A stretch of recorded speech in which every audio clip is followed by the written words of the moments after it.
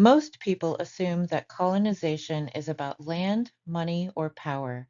And while all of those things may be true, this is also a false binary because colonization goes beyond the material and involves the ways that colonized humans think, behave, and relate with each other.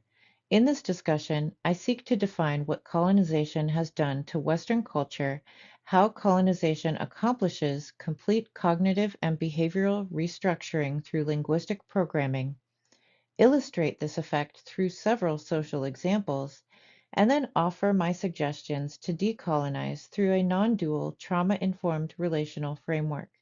This framework effectively cancels out the paradox of tolerance, transcending Karl Popper's concept entirely.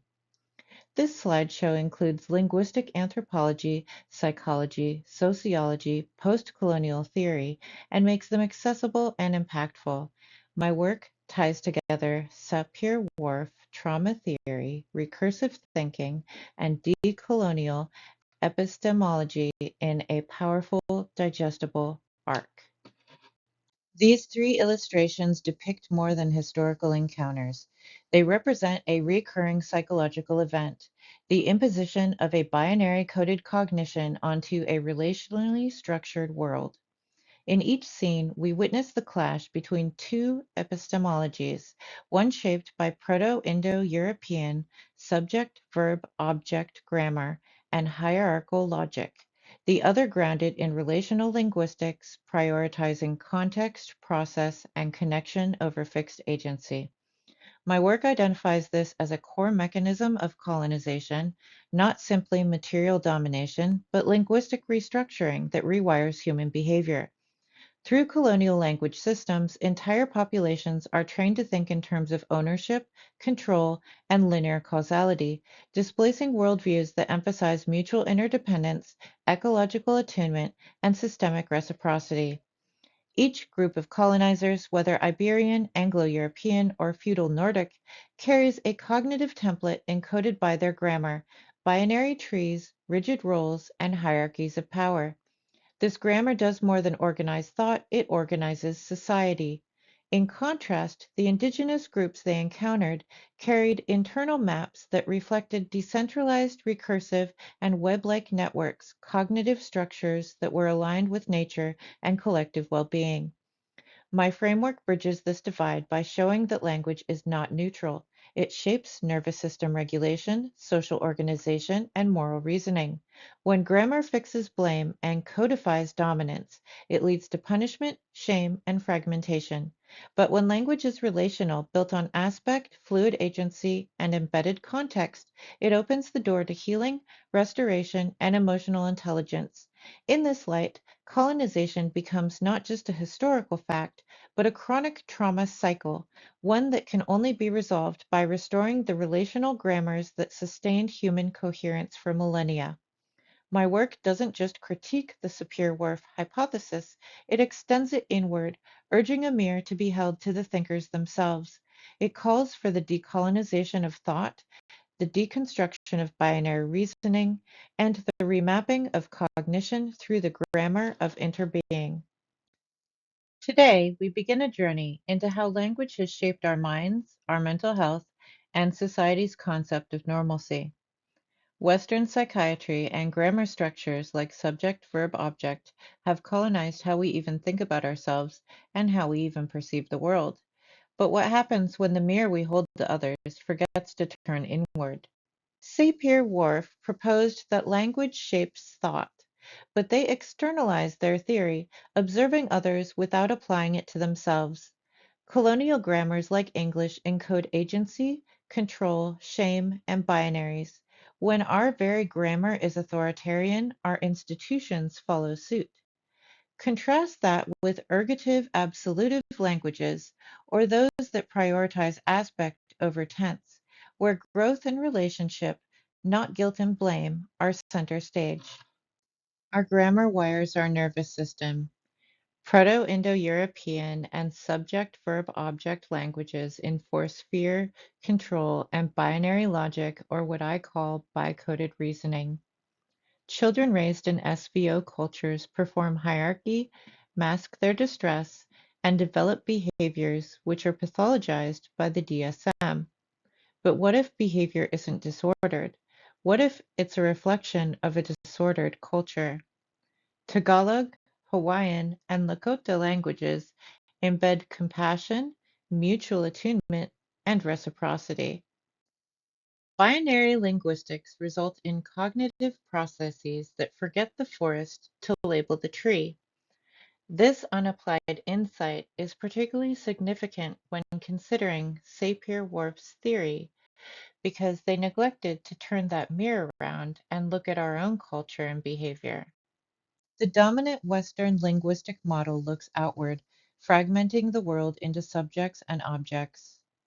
This results in a broken social contract, one where the modern Western social contract becomes coercive and not protective, demanding compliance and not offering connection. But the grammar of healing is supposed to be recursive, looping back into the speaker, dissolving the illusion of separation, because healing begins not when we observe others, but when we observe ourselves. As I argued in my paper Decolonizing Psychiatry, the DSM pathologizes relational distress as individual disorders. Healing means reclaiming relationship, not just with each other, but with language, history, and memory. This is the foundational move from projection to integration. We cannot theorize the world and stay separate from it. Western academic and psychiatric traditions claim objectivity while enforcing deeply embedded moral logics. In my paper Resilience Restoration, I argued that true healing means holding the world and not just describing it. It means standing in accountable relationship to history, to our impact, and to power itself. The logic of domination is linear. It reduces complexity into hierarchy, binaries, and fixed identities. But relational cultures and relational grammars don't operate that way. They organize thought in webs, in clusters, in iterative loops. This isn't just a cognitive difference, it's a moral and epistemological one. In Western models, conflict is something to be won. Debate replaces dialogue, and regulation becomes a tool of enforcement. But as my theories show, and as trauma-informed governance supports, real safety comes from co-regulation, from spaces where nervous systems can attune and not compete. This is the foundation of restorative knowledge. At the heart of it all is this: linguistic systems shape our nervous system, and the grammar we speak determines whether we fragment or connect, blame or restore. The future of healing begins not with a new theory, but with a new grammar of care, enabling our language to become relational, recursive, and emotionally accountable. Most people don't realize they're stuck because their thoughts are moving.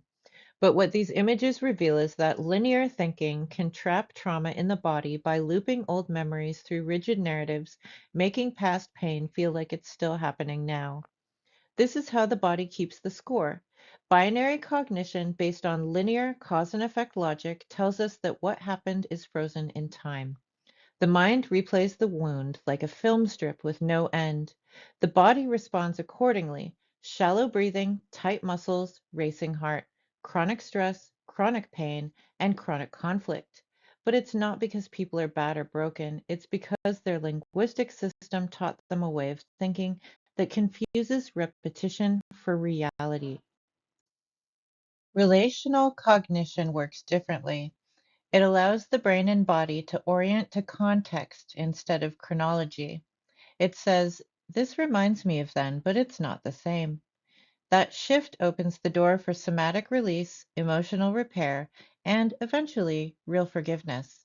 Trauma is not just an event, it's a pattern trapped in perception. And until we shift the language of our minds, the body will keep responding as if it's still under threat, and we will keep assuming that people are threats. Binary cognition keeps us from being able to assume good faith in others, and also removes our ability to give grace to ourselves. Social inequalities that create injustice and oppression are the natural result of hierarchical, linear, binary, logical reasoning employed alongside the cultural eradication of relational skills. Here we have a short list of systemic oppressions experienced in Western culture. Note the appearance of colonialism, which is bolded on this list on the lower left. Because the colonized mind is unable to see outside of its mental box, the West is stuck repeating patterns while trapped in binary perception. For an example of this, please refer to the Sapir-Whorf limitation given earlier. Binary cognition is core to the root of addiction, not as a moral failing, but as a regulation strategy for an unresolved trauma loop. Here's how binary cognition and trauma-trapped physiology lead directly to addictive behaviors. As shown in the diagram, when the brain encodes trauma through binary linear thinking, the memory isn't integrated, it's frozen. The body still feels like it's under threat even when the event is long over. This means that the body is in constant dysregulation. The binary mind replays the trauma, and this looping creates a chronic state of discomfort mentally, emotionally, and physically. Addiction temporarily interrupts the loop by numbing the pain as a freeze state escape, stimulating dopamine as a flight response override, and creating predictability or distraction as a false sense of control. People then internalize their rigid beliefs. This shame reinforces the trauma, which drives more dysregulation and more need for relief, continuing the loop.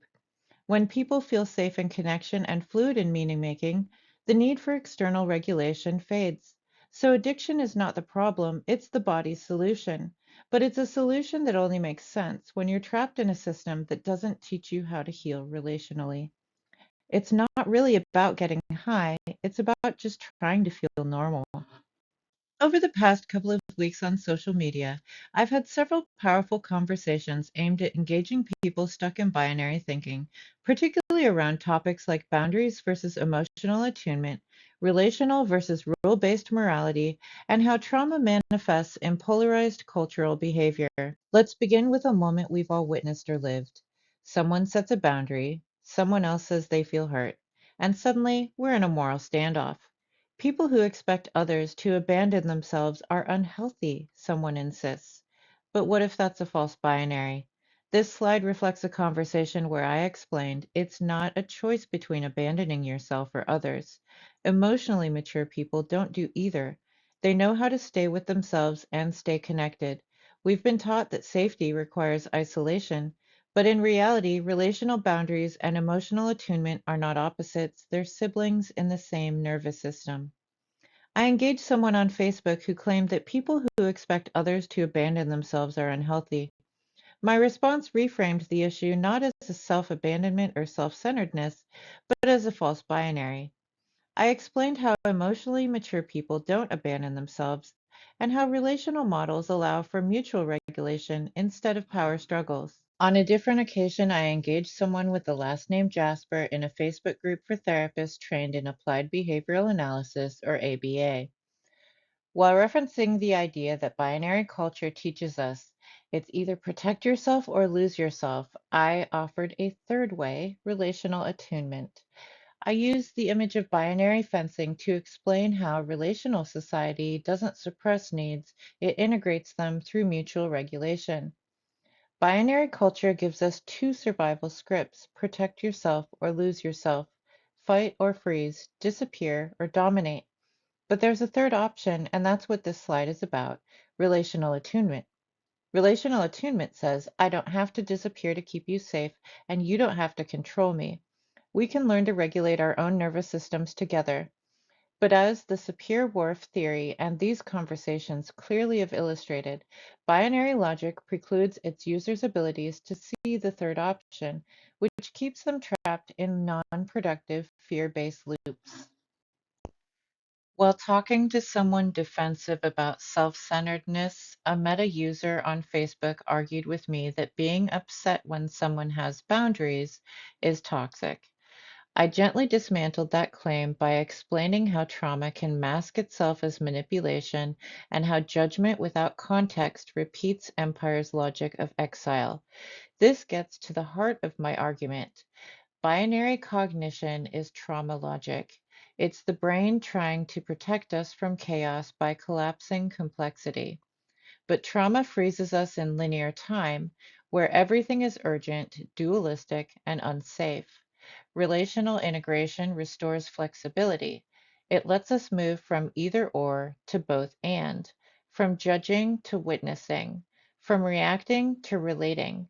Integration doesn't suppress trauma, it gives it context, breadth, and care. And that's what healing is. On Facebook, I also engage someone shedding people pleasing by reclaiming their boundaries. In a coercive society, that can certainly feel like freedom.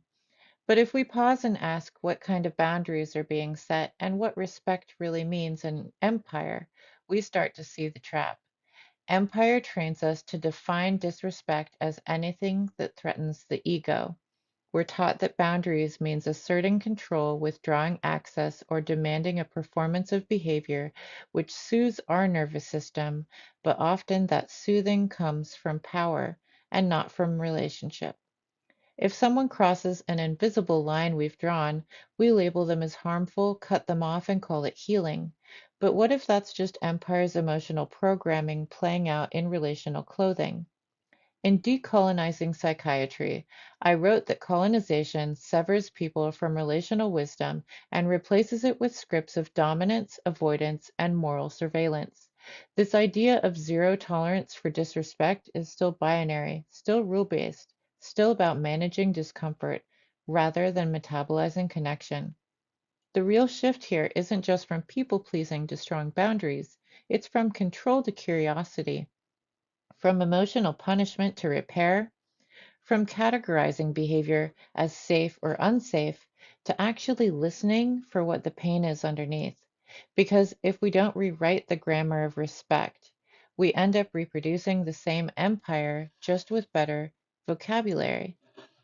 On a public Facebook account, I also critiqued a meme equating healing with cutting people off for being disrespectful. I wrote a reflection explaining that empire teaches us to define disrespect as discomfort, and that many current healing scripts are actually co opted moral surveillance tools.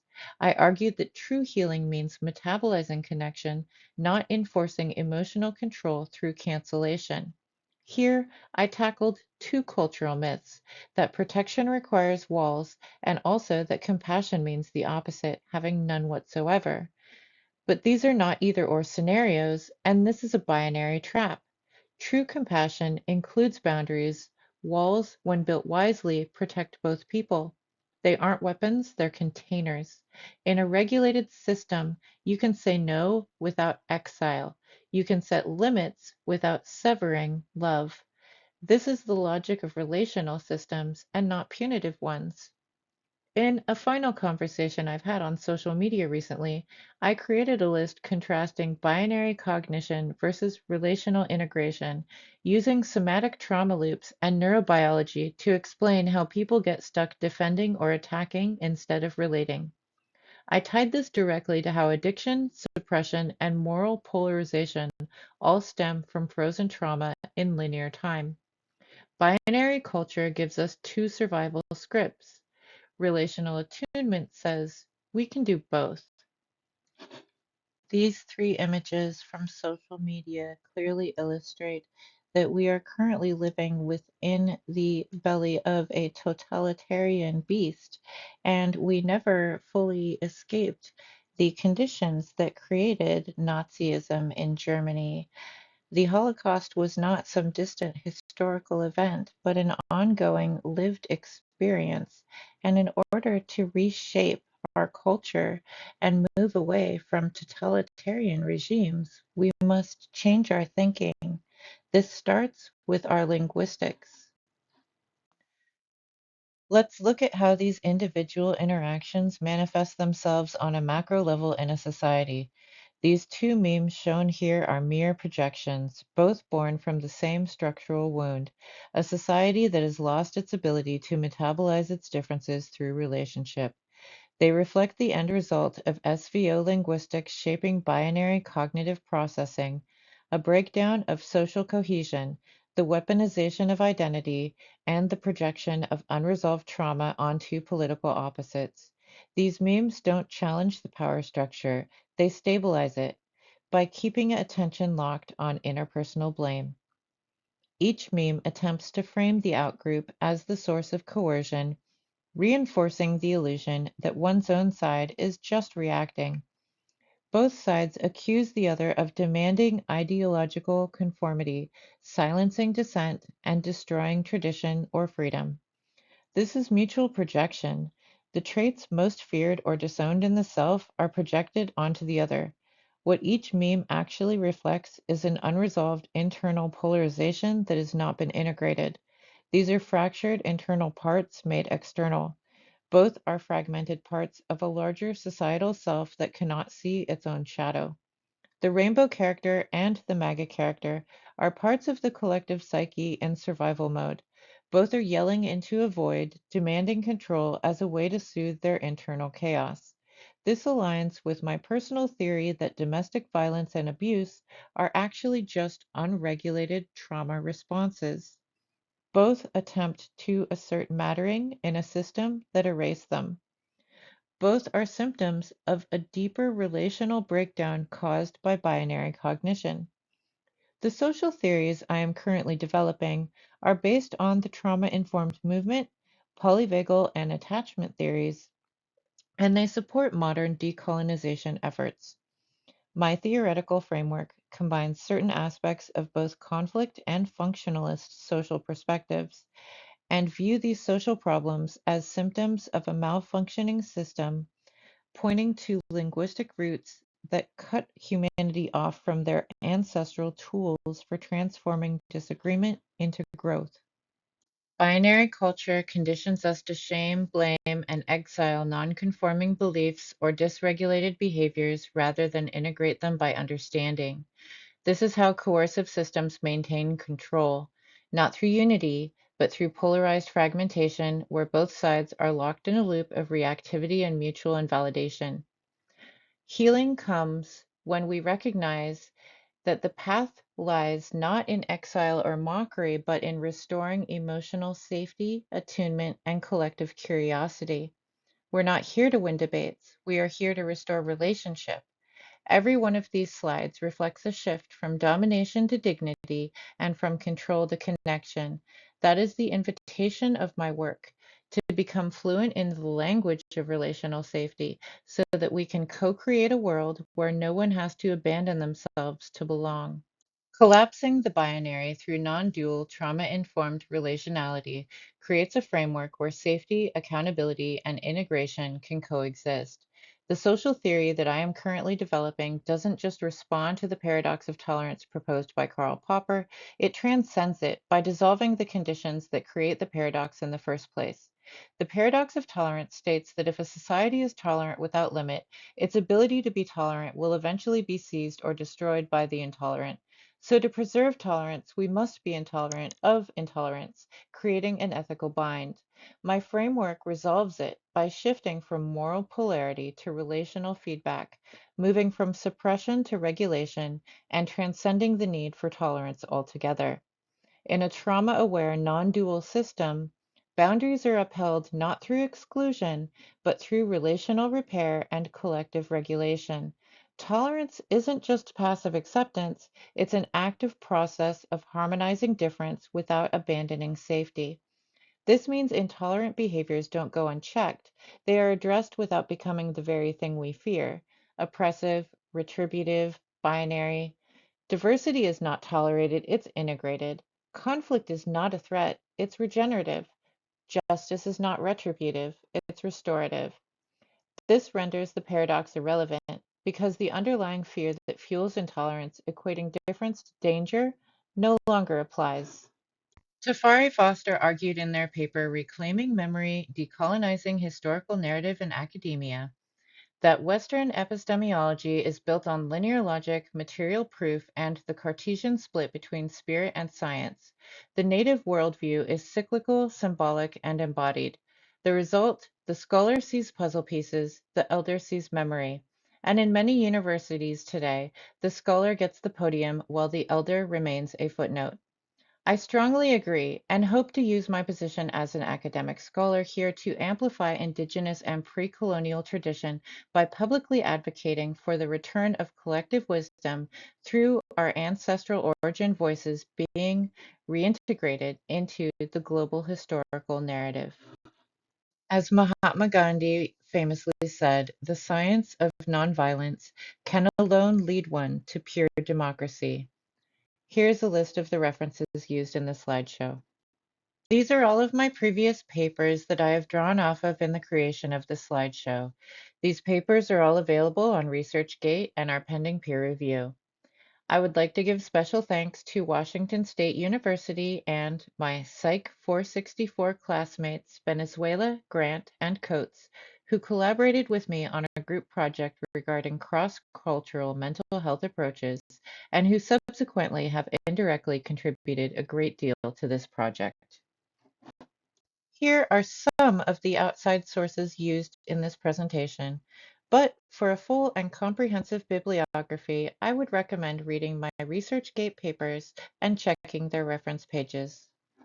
Some other additional references and the sources for images are listed here, as well as my contact information. I hope you found this informative and would welcome any feedback. I am open to future collaboration. Please do not hesitate to reach out. Thank you very much for listening and considering my perspective.